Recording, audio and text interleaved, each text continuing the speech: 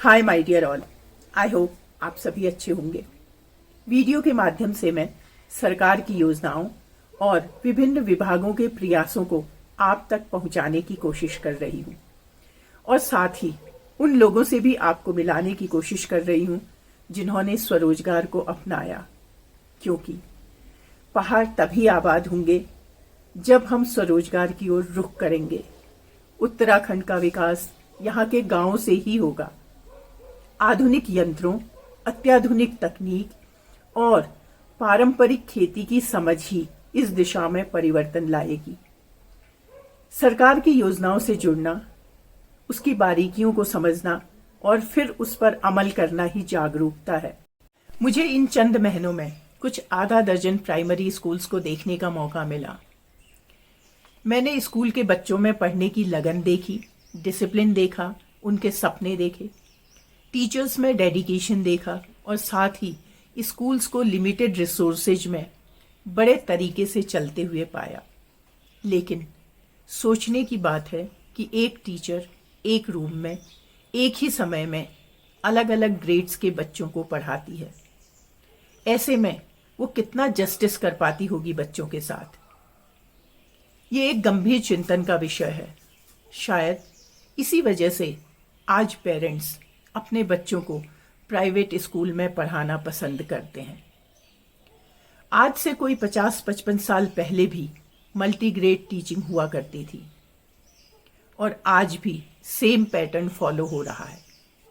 Elementary और primary education में drastic reform की जरूरत है।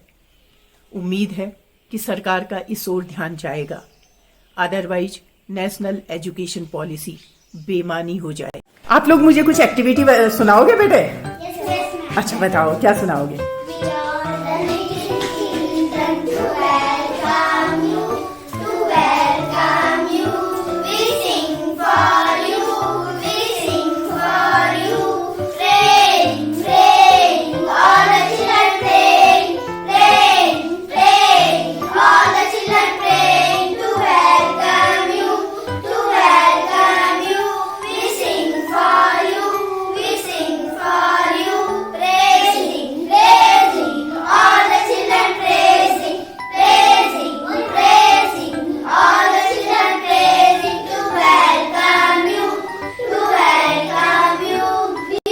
बेटे आप बताओगे, आपका नाम क्या है? मेरा नाम खुशी है। आप क्या करोगे बड़े होके? मैं डॉक्टर बनोगे। और आप कुछ बताओगे मुझे? अपना नाम बताओ और बताओ क्या करोगे आगे जाके? हैं? पुलिस बनोगे। आप? अफसर बनोगे। और आप? डॉक्टर। और आप? इंजीनियर। Very good. आप? डॉक्टर। मैं बताऊं? हाँ, जहाज बनोगे आप। मतलब आप जहाज उड़ाओगे? एरोप्लेन उड़ाओगे मतलब आप। ब्यूटीफुल। हाँ बेटे, पुलिस बनाया आप पुलिस बनोगे। और आप? वो चलाऊंगा ट्रेन चलाओगे आप। ब्यूटीफुल। अब तक आप ये तो समझ ही चुके होंगे कि सरकारी स्कूल प्राइवेट स्कूल को टक्कर दे सकते हैं, क्योंकि उनके पास वो बच्चे हैं जिनके सपने बहुत बड़े हैं। उनको मिड डे मील की नहीं, योग्य शिक्षकों की जरूरत है, सेफ स्कूल बिल्डिंग की जरूरत है। एक रिपोर्ट के अनुसार पिछले 5 सालों में उत्तराखंड सरकार शिक्षा व्यवस्था को सुधारने में 46,000 करोड़ रुपीस खर्च कर चुकी है। हेलो बेटे, आप लोग कौन सी क्लास में पढ़ते हो? सब बच्चे 10th में हो? ओके, ये जो सामने गवर्नमेंट स्कूल है, उच्चतर माध्यमिक विद्यालय, उसमें आप लोग पढ़ते हैं। अब मुझे आप लोग ये बताओ कि आप लोगों को क्या क्या फैसिलिटीज मिलती हैं? हमारे स्पोर्ट्स होते हैं। हाँ, और बुक्स वगैरह का क्या है? मतलब गवर्नमेंट से फ्री ऑफ कॉस्ट बुक्स मिलती हैं, सुना मैंने। हाँ मैम। एक बच्चे को फ्री मिलती है? सबको मिलती है। और क्या मिलता है? और क्या फैसिलिटीज हैं आपके स्कूल में? कंप्यूटर सीखने को मिलता है? कंप्यूटर लैब है? अच्छा, और पढ़ाई कैसी है? बहुत बढ़िया। Very good, very good. सारे टीचर्स बहुत अच्छे हैं। वेरी गुड बेटे। अब एक बात मुझे बताओ, आपको आपके कोई फ्रेंड्स वगैरह ऐसे भी होंगे जो कि क्या कहते हैं प्राइवेट स्कूल में पढ़ते होंगे, ठीक है, तो आप लोगों को ऐसा लगता है कि वो लोग आपसे ज्यादा जानते हैं? Very good, okay okay. और आपको क्या लगता है कि आपको क्या और स्किल्स सीखने की जरूरत है? क्या मतलब कहाँ पे आपको लगता है कि ये भी होता तो ज्यादा अच्छा होता, ऐसा कुछ और सीखने को मिलता? क्या ऐसी चीज है, क्या ऐसा फील्ड है? मैम ऐसा तो कुछ नहीं है, हमें सारी फैसिलिटीज मिलती हैं। अच्छा, तो मतलब आप लोग अपने को कॉन्फिडेंट फील करते हो, और एक्टिविटीज वगैरह भी होती हैं आपकी? आप इधर उधर स्कूल्स में जो स्पोर्ट्स या कोई और इवेंट्स होते हैं उनमें पार्ट लेने भी जाते हो? मैम आजकल उसी की प्रैक्टिस कर रहे हैं। अच्छा, कबड्डी की प्रैक्टिस चल रही है। कबड्डी। बेटे मुझे बताओ कि आप अब यहाँ ये स्कूल केवल 10th तक है आपका, फिर आप कहाँ जाके पढ़ोगे? अच्छा अच्छा, मतलब गवर्नमेंट इंटर कॉलेज या वो लीलावती जो है वो भी गवर्नमेंट ही है? अच्छा, उसके बाद आगे आपको क्या करने का, किस फील्ड में आप लोग जाना चाहते हो? Civil engineering. और ma'am army. Army. Ma'am civil engineer. Okay ma'am सिंगरी। Okay okay. Ma'am army. Army. Job के लिए सोचा है कि आपको जॉब करनी है और बाहर निकलना है? यहीं रह के करनी है या बाहर निकलना है? ऐसा क्यों, बाहर क्यों निकलना है? मैम बाहर नहीं, मैम यहीं रह के। हम उत्तराखंड में। अच्छा, उत्तराखंड में ही रह के करना है।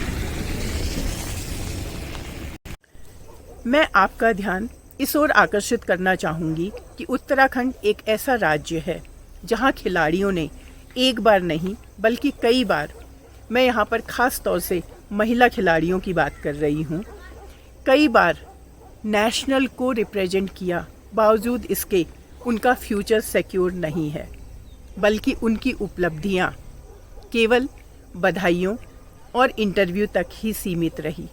आप देखेंगे कि किस कुशलता के साथ बच्चों ने इस टूर्नामेंट का संचालन किया। डिफरेंट टीम से कोऑर्डिनेट करना, टूर्नामेंट के लिए प्लेग्राउंड को प्रिपेयर करना, टूर्नामेंट के दौरान डिसिप्लिन मेंटेन करना, सभी तरह का पेपर वर्क, कमेंट्री, रेफरी, सभी काम बच्चों द्वारा किया गया। जबकि इस टूर्नामेंट में कोई भी प्राइज मनी नहीं था। नगर पालिका द्वारा विनर टीम को ट्रॉफी, ट्रैक सूट और माइक, पानी जैसी फैसिलिटीज प्रोवाइड की गई।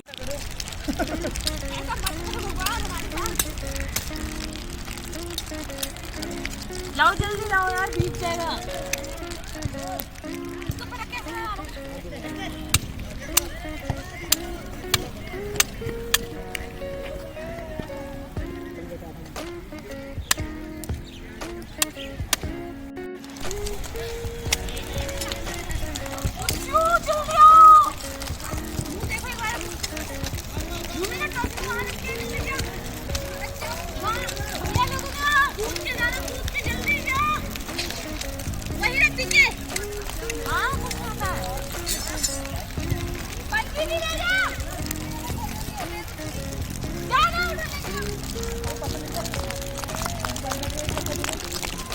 और वहाँ कुछ नहीं, बाले बाले देखो वो तो ले आओ। एक ही बनाने की मैंने।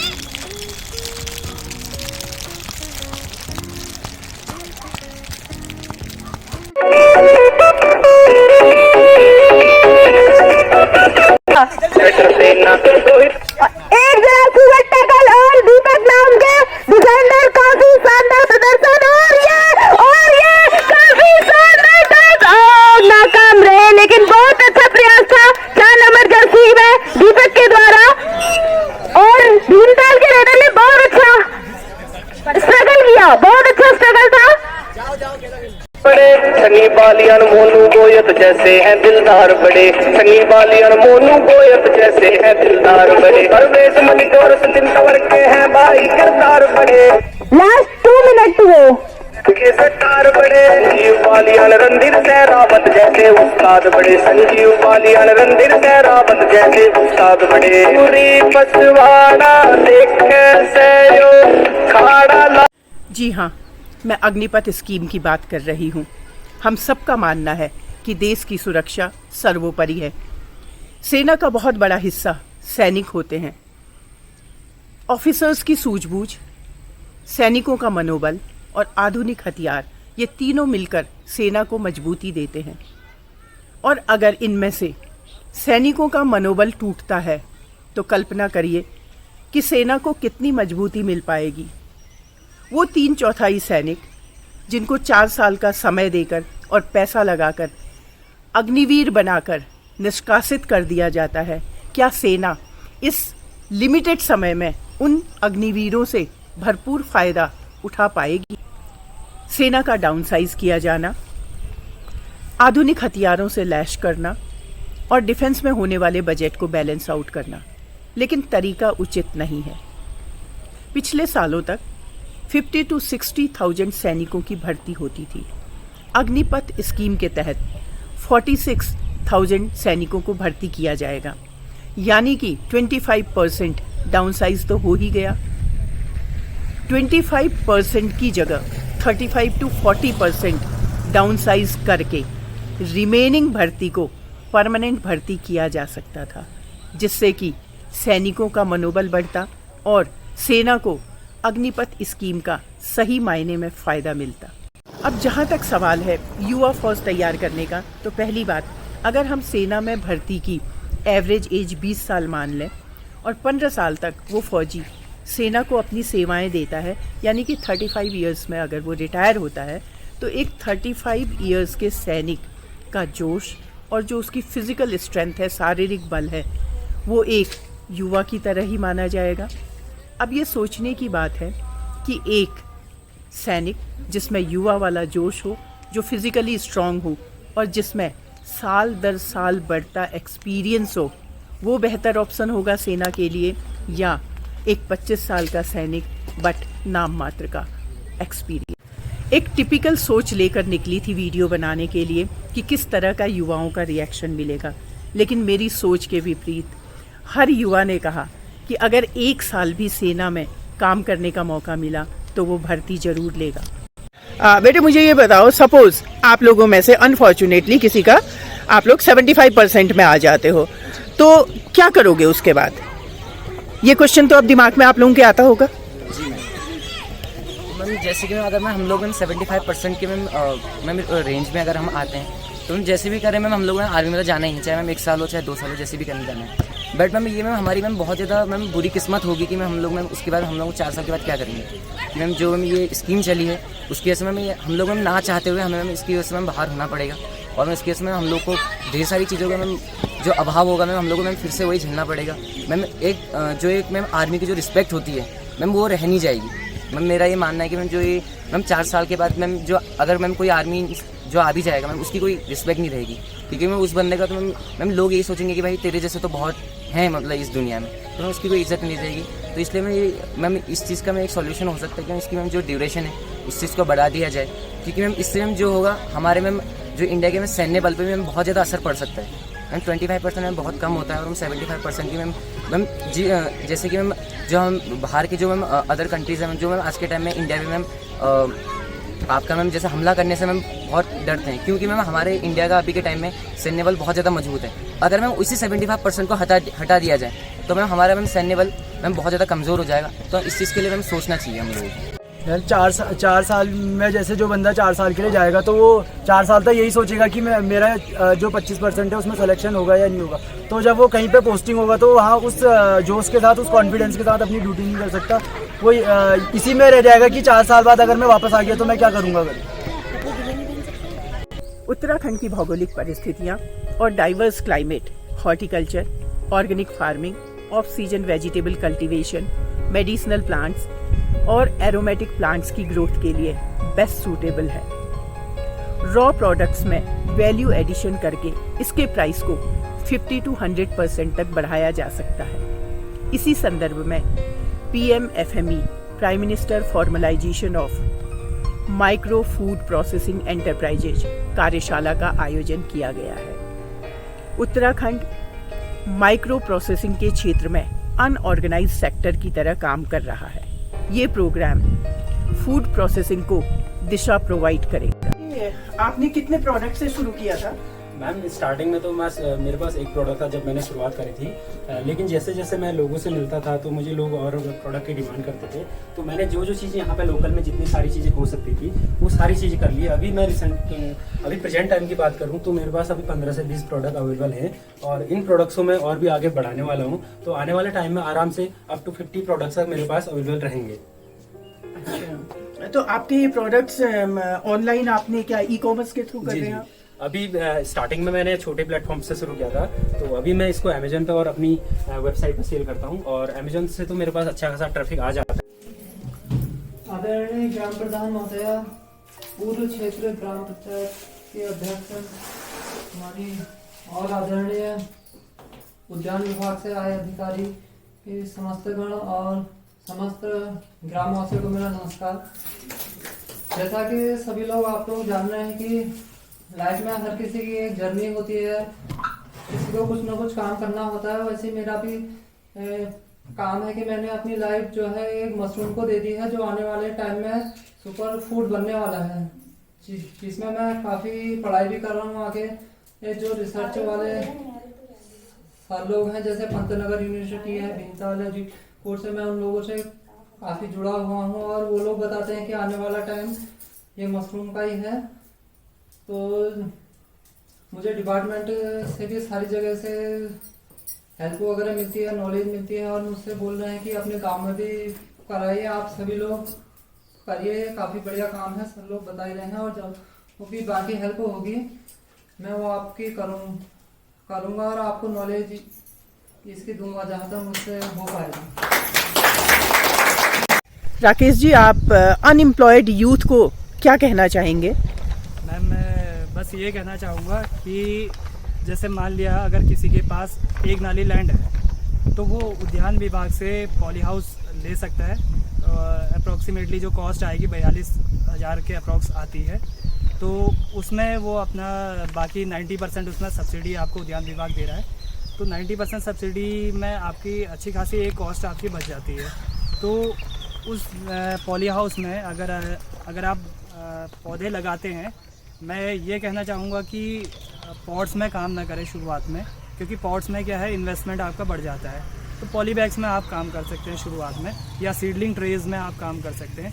अगर पॉली बैग्स में भी अगर आप काम करते हैं तो एक नाली के पॉली हाउस में अप्रॉक्सीमेटली 35,000 to 40,000 आपके पॉली बैग्स आ जाते हैं। तो उनमें आप कोई एक या दो वैरायटीज़ लेकर उसमें काम कर सकते हैं। मल्टीपल वैरायटीज़ में काम ना करें, ये मैं सजेशन दूंगा। एक या दो वैरायटीज़ पर काम करें और जो आपके आसपास जो ऑलरेडी मार्केट में इस्टेब्लिश्ड नर्सरी है आप उनसे कांटेक्ट कर सकते हैं, मिल सकते हैं, उनको बता सकते हैं कि मैं इन चीज़ों पर काम कर रहा हूँ, आप मुझसे ये चीज़ें आप परचेज़ कर लें।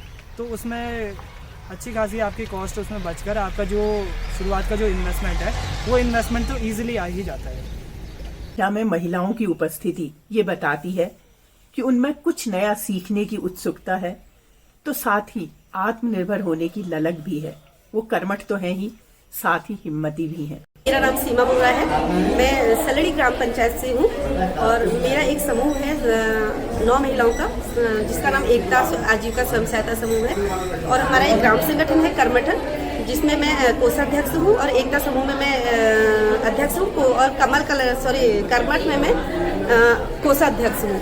और मैम जो हमारा 9-10 ग्राम पंचायतों को लेके और 12-13 ग्राम संगठनों को लेके कमल CLF बनता है, जिसको कमल सहकारिता समूह कहते हैं। तो उसमें मैं कोषाध्यक्ष हूँ। अभी हमारे यहाँ पे एक ग्रो सेंटर ये खुला है बेकरी का, जिसमें पूरे कमल क्लस्टर के नाम से खुला है और शिल्पपुरी में खुला है ब्लॉक के अंदर। तो इसमें हमारी पूरे कमल क्लस्टर की महिलाएं काम करेंगी ताकि उनको रोजगार मिले, वो अपनी आजीविका अर्जित करेंगी। तो इसमें अभी हमारा जो सारा हमको बना के दिया है वो एक सरकार ने यहाँ पे सेटअप बना के दिया है। तो इसमें हमारी बेकरी में बिस्किट जो भी जितने भी आइटम होते हैं वो सारे बनेंगे। और आज हमारा यहाँ पे ट्रेनिंग का पहला दिन है, महिलाओं को हम लोग ट्रेन कर रहे हैं। उसमें से फिर कुछ महिलाओं को हम इसमें काम देंगे। महिलाएं खुद ही मार्केटिंग करेंगी, खुद ही बिस्किट बनाएंगी यहाँ पे और फिर मार्केटिंग भी करेंगी। और उसके बाद सारा जो भी यहाँ पे कमल क्लस्टर में जो भी पूरा ग्रोथ सेंटर है जो वो कमल क्लस्टर की महिलाएं चलाएंगी।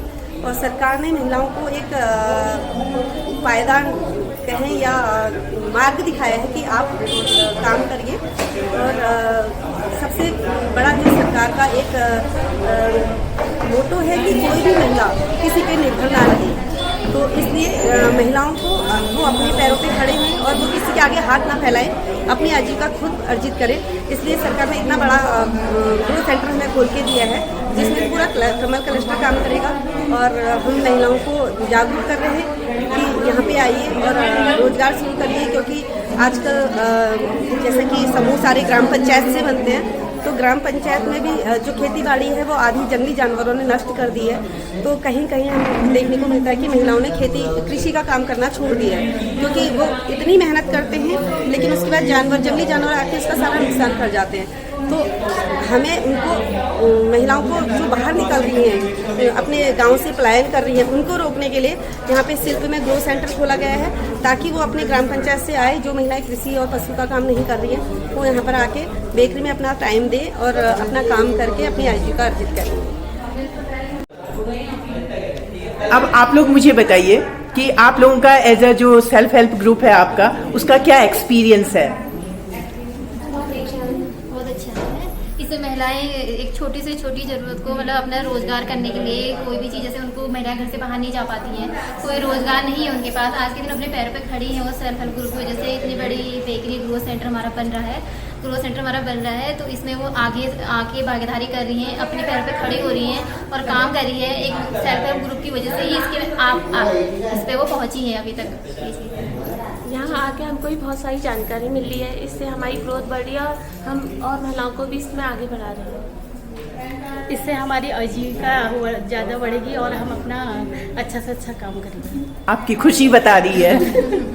मैम, इससे जो गांव के सबसे नीचे तबके की मतलब महिला है वो भी आगे बढ़ेगी और वो भी आगे जाएगी, हमारी तरह वो भी काम करेंगी, तो मतलब अपनी आजीविका अच्छे से करेंगी और अपने बच्चों का विकास बहुत अच्छे से करेंगे। मैम, हमें कोई भी मशीन के बारे में पता नहीं था, यहाँ पर आके हमें मशीनें देखी और हम उनके बारे में सीख रहे हैं, तो वो हमें बहुत अच्छा लग रहा है।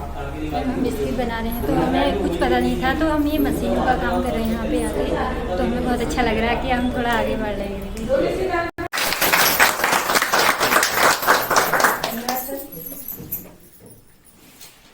हमारे बीच में अभी हमारे CHO सर आए हैं, उनका हम ग्राम सभा में बहुत बहुत हार्दिक स्वागत और अभिनंदन करते हैं। हमारे बीच में उपस्थित हैं, आपका काफ़ी सहयोग हमें बताया जाता था, आपका हम हृदय की गहराइयों से बहुत बहुत स्वागत और अभिनंदन करते हैं। और आज मशरूम का प्रशिक्षण का तीसरा दिवस जो समापन की ओर है, सर लोगों के द्वारा, मैडम के द्वारा आप सभी को विस्तारपूर्वक बताया गया। तो मुझे उम्मीद है, आशा है कि आप लोग इसमें कार्य करेंगे, क्योंकि मशरूम जो है हम लोगों को 3 दिन से यहाँ पे बताया जा रहा है किस तरह हमें मशरूम करना है, किस तरह हम मशरूम को कर सकते हैं, उगा सकते, किस प्रकार का हमें कमरा चाहिए, सब कुछ हमें 3 दिवस में सर लोगों के द्वारा बताया गया है। तो हम लोगों को इसमें कार्य करना है ना, ऐसा नहीं कि 3 दिन यहाँ पे प्रशिक्षण हो गया है, इसको हम यूं ही नहीं भूल जाएंगे, है ना। सब लोग करेंगे इसमें, हम लोग जितना भी हम लोगों का प्रयास है, हम लोग एक नहीं कर सकते हैं, तो 5-6 जने मिलके हम करें कहीं पे हम लोगों, क्योंकि सरकार हमारा सहयोग जरूर करेगी, लेकिन जगह जो है हमें खुद चयन करना पड़ेगा, उसमें हम लोगों को खुद ही काम करना पड़ेगा। तो हम लोग जो प्रशिक्षण लिया है इसमें सीखेंगे, आगे भी हमारे मैडम जो हैं, सर लोग, सभी लोग जिनका आपको सहयोग चाहिए वो हमेशा सहयोग आप लोगों को देते हैं। जहाँ पे भी आप लोगों को सहयोग चाहिए, मशरूम हमारी आजीविका के लिए बहुत महत्वपूर्ण साधन है। मशरूम करने में बहुत कठिनाई है, लेकिन करने के बाद हमें जब उसका हो जाता है करने का, जो जैसे हमारे मनोज पलेडिया जी, नहीं पांडे और ललित सुयाल जी हमारे यहाँ पे कर रहे हैं, बहुत अच्छा लगता है कि आप कहीं पे भी हम लोग जाते हैं तो हमारे गांव का नाम आता है। मैं आप लोगों का भी धन्यवाद करती हूँ, क्योंकि इतनी मुश्किलों के बाद भी आप लोगों ने काम किया और आज आप सफल हैं उसमें, और मैं आप लोगों के उज्जवल भविष्य की कामना करती हूँ कि आप लोग बहुत आगे जाओ, क्योंकि आप लोग इतनी मेहनत कर रहे हो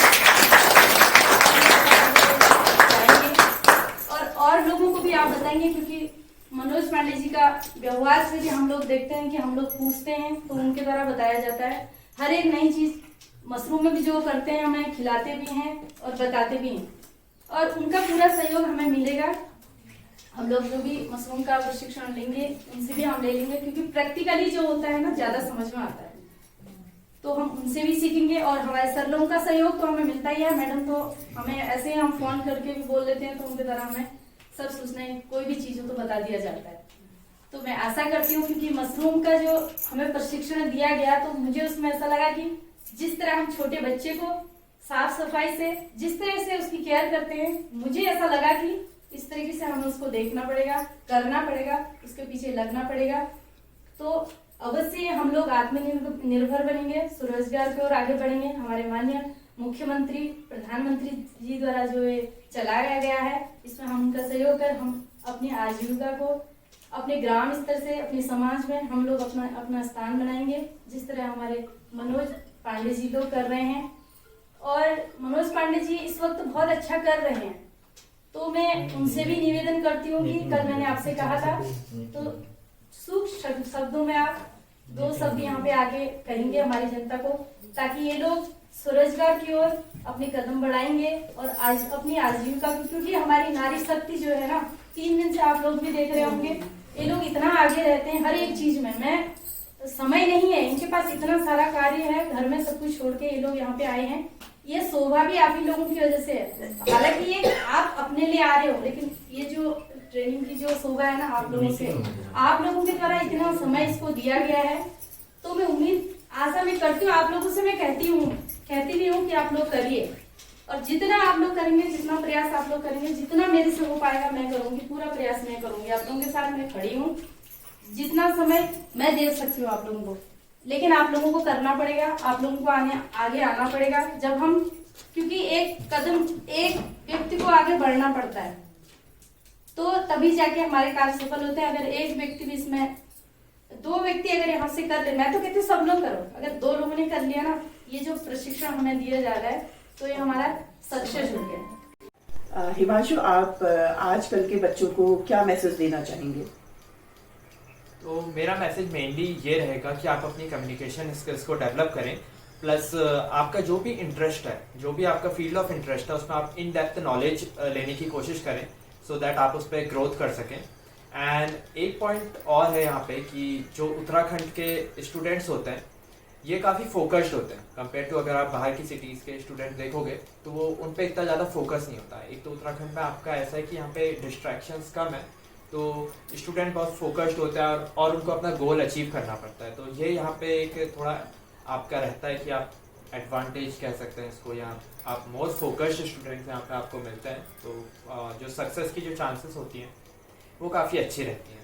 प्लस यही है कि आप लर्निंग करते रहिए, आप जहाँ पे आप लर्निंग रोक देंगे वहाँ पे तो ग्रोथ स्टॉप होनी है, एंड जो लर्निंग करते रहेगा वो ग्रोथ उसकी होते रहेगी। एक खुशहाल उत्तराखंड की उम्मीद में इस वीडियो को यहीं पर कंक्लूड करती हूँ। अगर आपको वीडियो अच्छी लगी, please like it, share it, और अगर आप चैनल पर नए हैं तो चैनल को सब्सक्राइब करिए। फिर मिलती हूँ एक नई सोच और एक नई खोज के साथ आपके अपने ही YouTube channel Manjusha an influencer में। Stay blessed, stay positive.